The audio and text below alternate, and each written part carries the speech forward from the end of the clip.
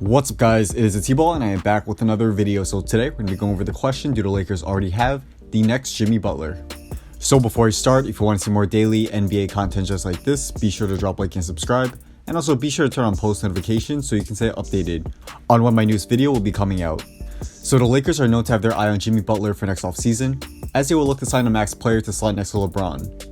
Kawhi Leonard will likely be their main target, but if the Lakers can't manage to sign him, they should definitely try to sign either Butler, Klay Thompson, or another top free agent.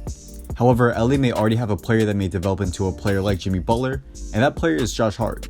Hart and Butler have many similarities, and while it is definitely a stretch to compare Josh Hart, who is going to be a sophomore next season, to a four-time NBA All-Star in Jimmy Butler, Hart has shown the potential to become a great two-way player in this league. Let's go over Josh Hart's game, how he compares to Jimmy Butler in the past and currently, and what I think his potential is. And before we get into it, a huge shout out to SeatGeek for sponsoring this video. SeatGeek is a ticket app that takes the confusion out of buying tickets, and using the app you can see which ticket is a good deal which has a green dot, or a bad deal which has a red dot for any sporting event or concert. It's an easy to navigate app and it's a must have for anyone who's interested in attending an event. Use my discount code THETBALL to get $20 off your first purchase when you first sign up for an account, and I'll leave a link to the site where you can sign up, or you could also download the app on your phone as well, and use my code to get the discount there. So if you want to see Josh Hart and the Lakers play, be sure to use SeatGeek for a ticket to a game. Josh Hart was very solid for the Lakers last season, as he showcased his ability as a solid spot-up shooter from 3 and a good driver and finisher at the rim. To touch upon his shooting, he shot 39.6% from 3 last season, which is already a great number bordering on elite, and he was also a great spot-up shooter, though he was able to also hit some dribble pull-up threes as well. Playing next to LeBron, Lonzo, and Rondo next season, Hart is going to see even more open looks from downtown on drives and kicks, and he should also up his 3-point percentage even more. But what's very underrated about Hart is the other aspects of his game. He's more than just a shooter, as he's also a very solid penetrator as well. He's not exceptionally quick, but he's very strong and finds openings to drive to the basket. When he gets to the rim, he's actually pretty crafty in finishing, and he's had plays last season where he was able to somehow put the ball in the basket over the outstretched arms of multiple defenders. His athleticism also helps him here, and in general, he has a very strong build that allows him to take contact and still finish as well. Hart also has decent handles, nothing spectacular, but still pretty solid. So when people compare him to someone like Danny Green, they're both great shooters and defenders, which I'll go over later, but Green simply doesn't have the handle Hart already has in his rookie season. What's even more hopeful for the development of Hart's handles even more is that he's been working very hard on that over the summer. It's been one of the focal points of his improvement, and if he could continue to develop his ball handling, it could be very helpful in him creating space in his own shot. So, I'm looking forward to seeing just how much he has improved compared to last season. And of course, what has probably impressed me the most about Hart and his game has been his defense. Hart was a very good perimeter defender last season, as he has great athleticism, intangibles, and defensive instincts to help him thrive on this end of the floor.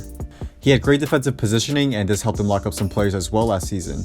I remember one game against the Thunder specifically, Josh Hart guarded Westbrook and PG at different times of the game, and both of these All-Stars had a lot of trouble scoring against Josh.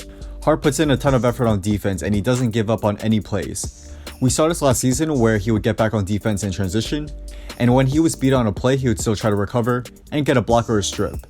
Not to mention he's a very solid help defender, and I remember one play against the Jazz where Mitchell beat his guy on a cut to the basket, and he was open for what looked like to be an easy dunk. But Hart made a great defensive rotation and was quick to help and had a great block to prevent the easy basket. This play also highlighted Hart's great timing, athleticism, and defensive instincts, especially for a guard. So how does Hart compare to Butler after their rookie seasons? Well, Butler didn't play much during his first year in the league, as he averaged only 2.6 points and 8.5 minutes per game. Hart compares more to Butler in Jimmy's second season, where they averaged similar numbers across the board. They both averaged about 8 points, 4 rebounds, 1 assist, and 1 steal per game while shooting similar numbers. However, Hart averaged only 23.2 minutes per game compared to Butler's 26 minutes per game. So by looking at the numbers, it seems like Hart is ahead of the curve over Butler, though it will be interesting to see if Hart can continue this upward trend and reach Jimmy Butler's current level. But the two players are different in one main way. Butler simply has a lot more size over Hart, and can play shooting guard, small forward, and power forward at times as well. Compared to Butler's 6'8" height, Hart is 6'5", and I think that limits him in playing mainly shooting guard and some small forward as well. Of course, Hart could switch on defense at times, but I don't think he'll be as versatile as Butler there.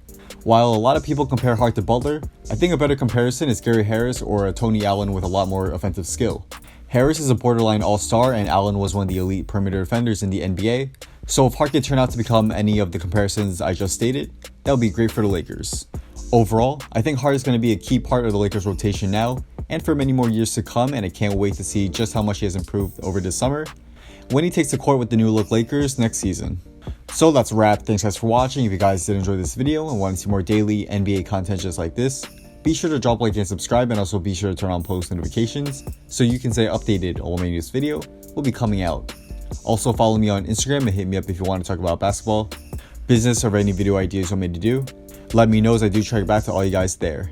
Drop a comment down below on what you think Josh Hart's ceiling is. Let me know as I do read all comments, and I'll definitely try to get back to most of you guys here as well. So once again, thanks for watching, and hopefully I'll see you guys soon for my next video. Peace.